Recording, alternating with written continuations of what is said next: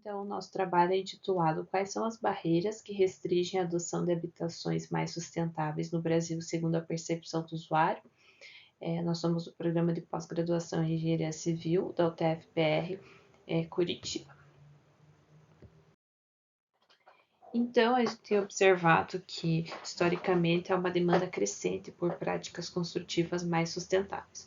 No entanto, existem fatores que podem motivar a adoção dessas construções mais sustentáveis, como há fatores que dificultam a implantação de construções mais sustentáveis.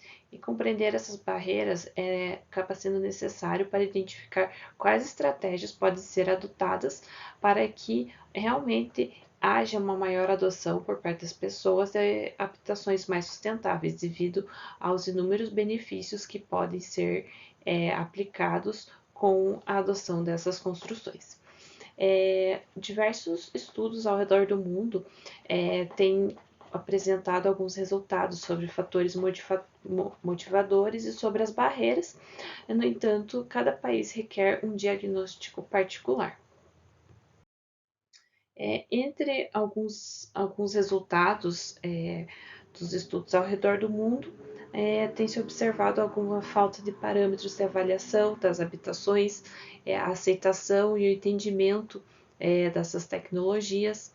É, Pode ser observado também o desconhecimento sobre as habitações mais sustentáveis, falta de acesso à informação, falta de educação sobre construções sustentáveis, e esses fatores eles estão presentes em todos os níveis sociais. O que a gente observou é que poucos estudos abordam essa temática no Brasil, então surge essa oportunidade de explorar esse assunto no contexto brasileiro. E a gente tem, então, como pergunta de pesquisa: quais são as barreiras que restringem a adoção de habitações mais sustentáveis no Brasil, a partir dessa percepção do usuário? Então, a nossa estratégia de pesquisa foi adotado o método de procedimento SURVEY. Um questionário foi aplicado com uma escala de 7 pontos. Nós definimos alguns critérios para a inclusão dos participantes da pesquisa, então deveria ser acima de 18 anos, ser brasileiro, estar residindo no Brasil. A coleta ela foi feita pelo formulários Google, então foi feito de forma online, entre maio e junho de 2022. E nós aplicamos primeiramente uma análise descritiva para entender o comportamento da amostra e avaliar a qualidade dos dados coletados, e na sequência foi feita a análise fatorial para validação dos construtos e redução das variáveis a fatores.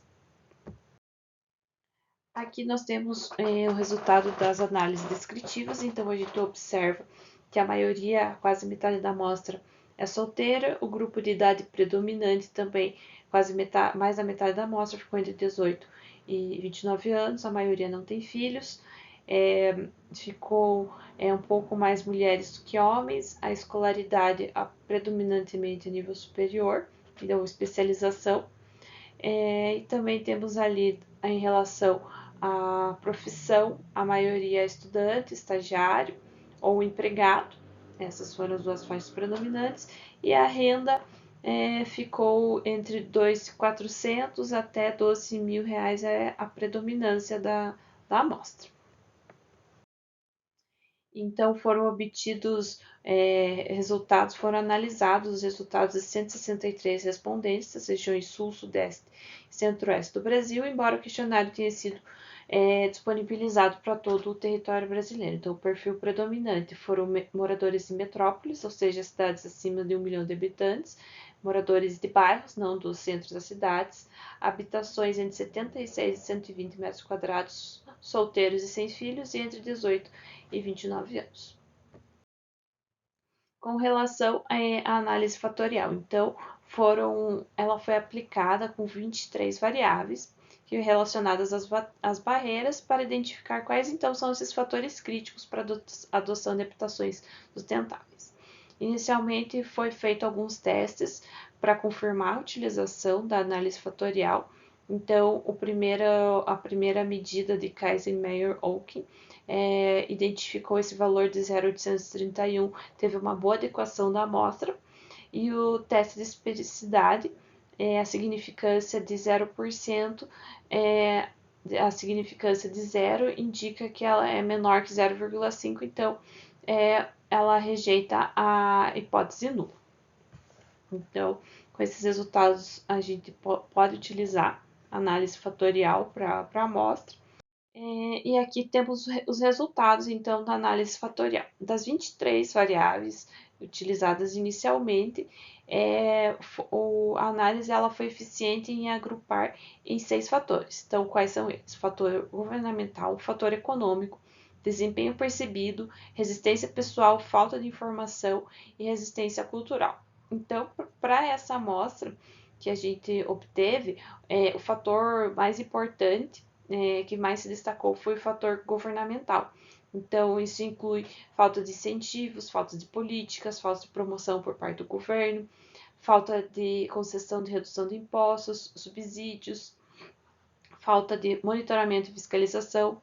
E ainda a gente pode citar os outros fatores. Né? Então, o fator econômico inclui manutenção, reparo, o custo da compra, risco de sofrer perdas financeiras, relação ao desempenho percebido entre as variáveis, o atendimento ao conforto e bem-estar esperado, funcionamento adequado, a resistência pessoal, o medo dos possíveis riscos e incertezas envolvidos na adoção de habitações sustentáveis, a pressão social da família, dos amigos, a falta de informação está relacionada à falta de mercado, falta de informações, falta de exemplos na região, e a resistência cultural, que é a resistência à mudança e a tendência para manter as práticas atuais.